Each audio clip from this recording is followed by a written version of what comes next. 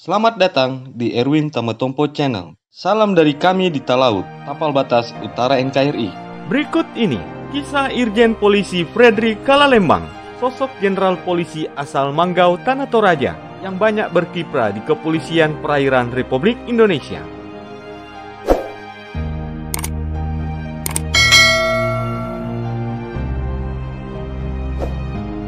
Jenderal Polisi kelahiran Makassar tanggal 30 Oktober 1963 ini menghabiskan masa kecil dan remajanya di Makassar, yakni ibu kota Provinsi Sulawesi Selatan.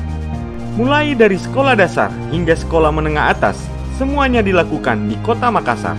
Pada tahun 1991, beliau menikah dengan Apriana Christine Tangyong yang berasal dari daerah Batualu, Tanah Toraja. Mereka dikaruniai 3 orang anak. Yang pertama, Christian Eka Kalalembang, yakni jebolan dari Universitas Indonesia dan saat ini menekuni bisnis di bidang properti dan pertambangan. Anak kedua, Christine Amelia Putri Kalalembang, sudah menyelesaikan studinya di Bina Nusantara dan saat ini pula mengembangkan bisnisnya yaitu tenunan elok. Sedangkan anak yang terakhir, yakni Pristanto Efraim Kalalembang, mengikuti jejak sang ayah, yang dimana saat ini masih mengikuti pendidikan di Akademi Kepolisian Semarang. Fredrik Kalalembang sudah memiliki cucu pertama yang diberi nama Mirea, yakni anak pertama dari Christian Kalalembang yang menikah juga dengan putri Toraja, yakni Yunika Immanuel, yang telah menyelesaikan studinya di ITB Bandung dan saat ini semua menetap di Jakarta. Sejak kecil bercita-cita menjadi polisi.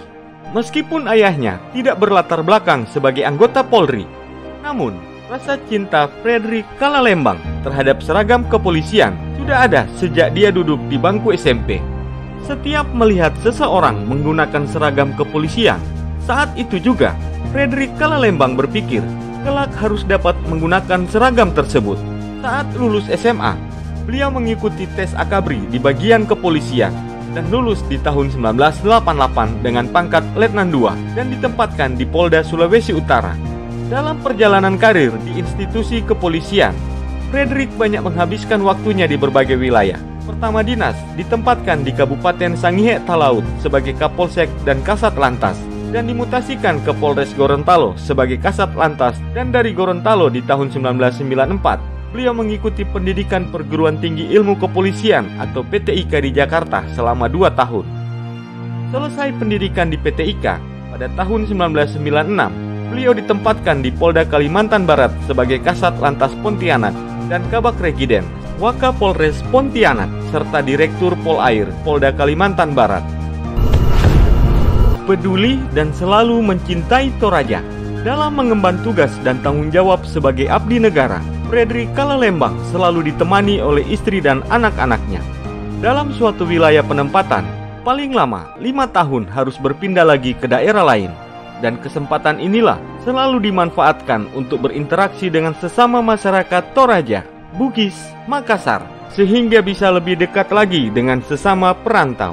Setelah selesai melaksanakan pendidikan di Sespim Pol Lembang, Irjen Polisi Fredrik Kalalembang kemudian ditempatkan di Polda Metro Jaya sebagai Wakil Direktur Polair dan tidak lama kemudian berpindah sebagai Wakapolresta Tangerang. Kemudian dimutasikan lagi sebagai Direktur Polair Polda Metro Jaya.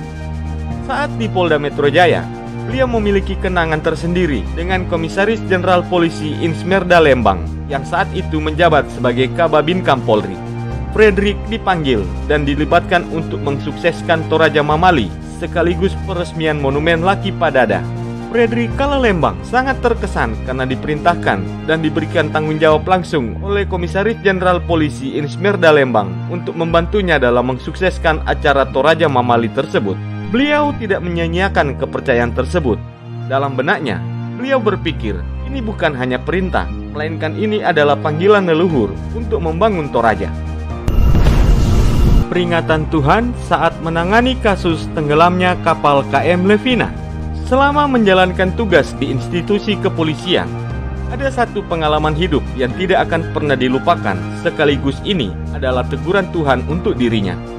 Saat itu, beliau sedang menangani kasus tenggelamnya kapal KM Levina, tepatnya pada tanggal 22 Februari 2007. di mana seminggu penuh mengevakuasi korban KM Levina di Tanjung Priok, Jakarta. Saat itu, beliau menjabat sebagai Direktur Polair Polda Metro Jaya dan beliau menggerakkan semua anggota dan armada untuk mengevakuasi korban. Dan setelah beberapa hari pencarian korban, KM Levina ditarik dari perairan Kepulauan Seribu mendekati pelabuhan Tanjung Priok tepatnya pada hari Minggu. Dan saat itu, semua sudah selesai mengevakuasi korban, tinggal mengamankan kapal yang sudah tinggal rangka saja. Hanya saat itu, dari Puslap 4 Mabes Polri akan melakukan identifikasi kapal atau mencari penyebab kebakaran.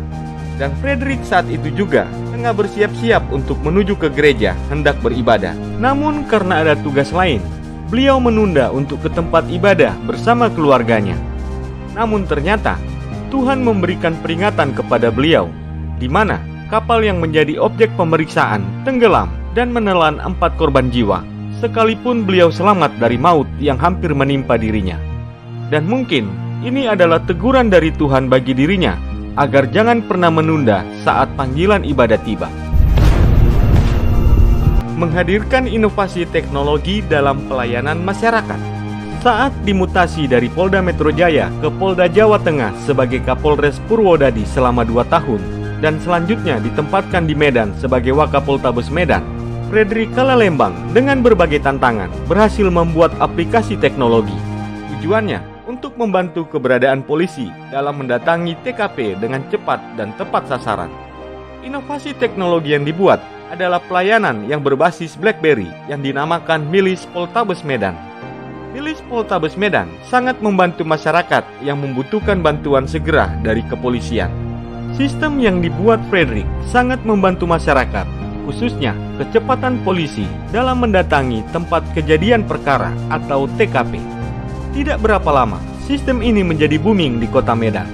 Dan saat itu, seolah masyarakat tidak mendapatkan informasi kalau tidak menggunakan aplikasi Milis Poltabes Medan. Sistem yang dibuat di Milis Poltabes adalah membagi patroli dengan sistem beat atau wilayah patroli, sehingga tidak ada wilayah yang tidak tersentuh, mulai dari patroli Samapta, Polsek, Bimas, sehingga saat ada laporan yang masuk ke Milis Poltabes, segera direspon oleh patroli yang berdekatan dengan TKP. Dengan adanya Milis Poltabes tersebut, polisi maupun masyarakat sangat terbantu dalam menjalankan tugasnya. Masyarakat Medan pun puas dan merasa nyaman dari bahaya kriminal yang cukup tinggi di kota Medan. Memberantas illegal logging dan illegal mining. Setelah menjabat Wakapoltabes Medan, beliau dipercayakan untuk menjabat sebagai Direktur Polair Polda Kalimantan Timur, yang tugas utamanya adalah memberantas illegal logging dan illegal mining.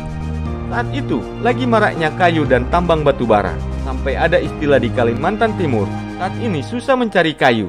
Bahkan buat peti mati pun susah, karena semua kayu yang tidak berizin ditertibkan. Kapolda saat itu, Irjen Polisi Matius Salempang mengatakan bahwa masyarakat tidak dilarang untuk menebang kayu miliknya sendiri, untuk kepentingan sendiri, tetapi jangan dipengaruhi oleh para cukong kayu yang mengambil secara ilegal dan tidak bayar pajak serta kewajiban lainnya.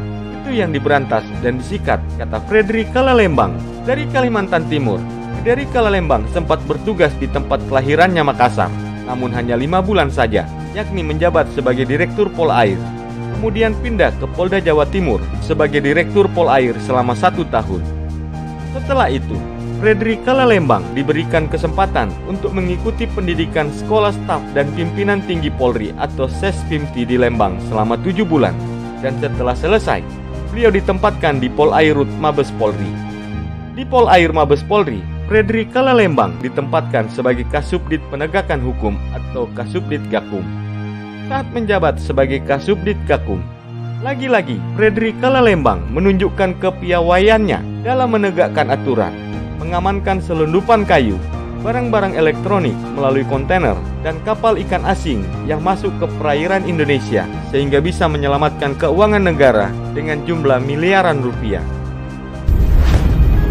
Menjadi perwira tinggi Polri. Setiap lulusan Akpol, hal yang paling didambakan adalah menjadi perwira tinggi di kepolisian. Tidak terkecuali Frederick Kalalembang.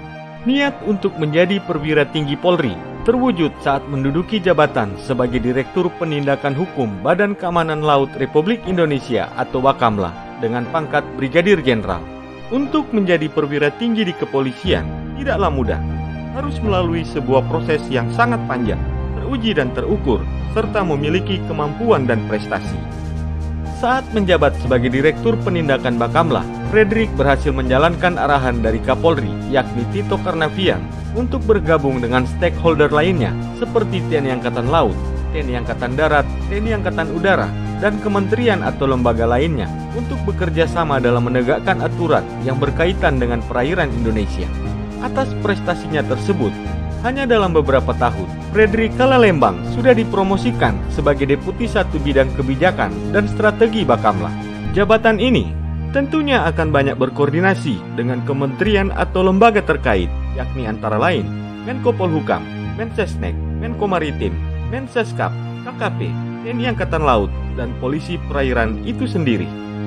Selama menduduki jabatan Deputi 1 Bakamla, Fredrik banyak membuat gebrakan, baik kerjasama di dalam negeri dan di luar negeri, serta yang terakhir, membuat Undang-Undang Bakamla sebagai pengganti Peraturan Presiden Nomor 178 Tahun 2014 yang selama ini dijadikan payung hukum oleh Bakamla.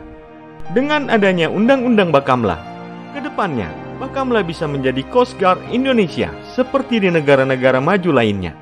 Apabila ada pertikaian perbatasan perairan antar negara, karena ini masih berada dalam ranah hukum, TNI Angkatan Laut belum bisa bertindak, maka Bakamla yang memiliki kewenangan dalam menyelesaikan lintas batas perairan negara.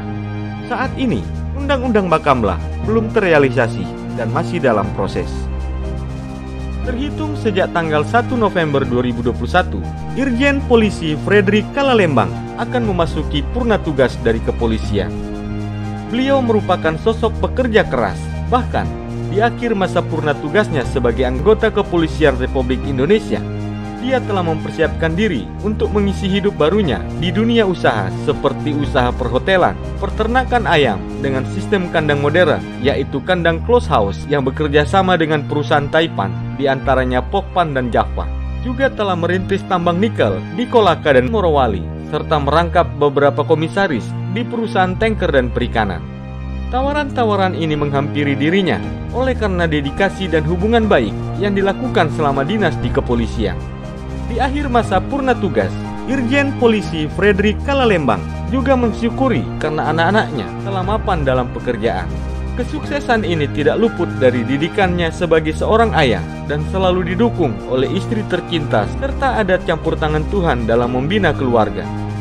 Fredrik selalu menanamkan nilai-nilai katorayaan atau nilai-nilai budaya Toraja terhadap anak-anaknya, mengingatkan dan mendidik anak-anaknya agar selalu sopan santun dan menghargai orang lain, dan selalu mengingatkan bahwa apabila ingin sukses, jangan pernah meremehkan orang lain, karena kita tidak akan pernah tahu suatu saat nanti mereka lah yang akan menolong kita, dan selalu bersikap rendah hati dan selalu mengandalkan campur tangan Tuhan dalam setiap langkah kehidupan. Itulah kisah Irjen Polisi Fredrik Kalalembang, sosok jenderal polisi asal Manggau Tanah Toraja yang banyak berkiprah di Kepolisian Perairan Republik Indonesia. Semoga tayangan ini bermanfaat dan dapat menambah wawasanmu ya guys. Sampai jumpa di tayangan kami selanjutnya.